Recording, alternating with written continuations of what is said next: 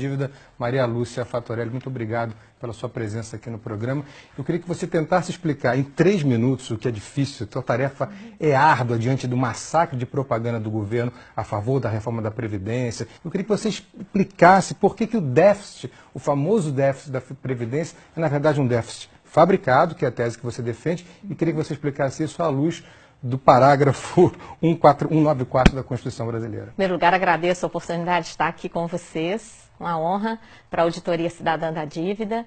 E essa questão da Previdência, ela foi a maior conquista da Constituição Federal.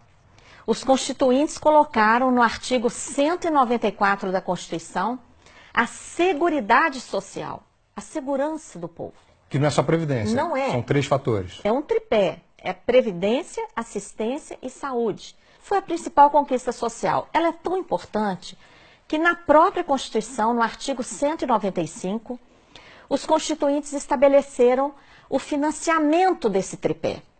Então, eles colocaram lá fontes variadas de financiamento, como uma cesta. Nessa cesta, eles colocaram, primeiro, os trabalhadores e empregadores vão contribuir com uma contribuição para o INSS incidente sobre a folha, paga tanto pelos trabalhadores como pelos empregadores. Também, as empresas vão contribuir sobre o lucro. Então, foi criada a contribuição social sobre o lucro líquido. Criaram também a contribuição que incide sobre o consumo. Tudo que consumimos, bens, serviços, a COFINS, contribuição para o financiamento da Seguridade Social, que é a maior arrecadação do país. Tem também PIS/PASEP, arrecadação sobre a venda de produtos rurais, arrecadação sobre todas as importações e várias outras fontes menores, como, por exemplo, uma contribuição que incide sobre todas as apostas de loterias e concursos pagos no país. Então, se tem tanta fonte de financiamento, por que o governo insiste em dizer que tem o déficit? Como é que ele fabrica esse déficit? Então, ele pega lá dessa cesta, onde estão todas essas fontes variadas, ele vai lá e pega somente a contribuição do INSS. E compara o que se arrecada com essa contribuição, paga por empregados e empregadores urbanos e rurais, ele compara isso com todo o gasto da Previdência, que é o maior entre o tripé da Previdência, Assistência e Saúde. O maior deles é a Previdência. E quando fazemos a conta honestamente, considerando todas essas fontes, e todos os gastos com previdência, assistência e saúde, o que a gente obtém?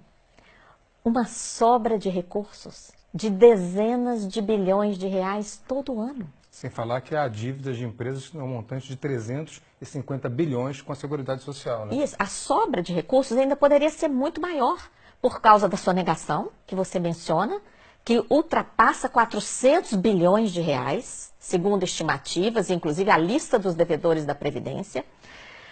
As desonerações, que são setores que são liberados de contribuir para a Seguridade Social.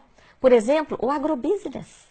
Então é uma infâmia muito grande. O governo libera o agronegócio de pagar a contribuição e depois fala que tem déficit. E ainda quer botar a culpa nos trabalhadores rurais, né? É uma olha, inconsistência. A sobra de recursos é tão impressionante que existe a tal da DRU, a desvinculação. E por que desvinculação? Porque essa cesta de contribuições, elas são vinculadas pela Constituição para a Seguridade. Então, vem o governo, aumenta a DRU, que é essa mordida, morde atualmente 30% dos recursos da Seguridade Social, desvia principalmente para pagar juros da dívida pública. Que responde por quase 50% do nosso orçamento. Todo ano, né? E depois vem falar de déficit? Não. Maria Lúcia, essa explicação dos ovos, né, dos 8 ovos na cesta, é muito boa, porque ela consegue se contrapor a essa propaganda maciça do governo que tenta impor uma visão da reforma da Previdência para o grande público. E, ao mesmo tempo, a grande mídia faz o mesmo, inclusive através de analistas políticos que sempre repetem: a reforma da Previdência é primordial e sem ela o país vai quebrar. Muito obrigado por ter sido tão clara com a gente.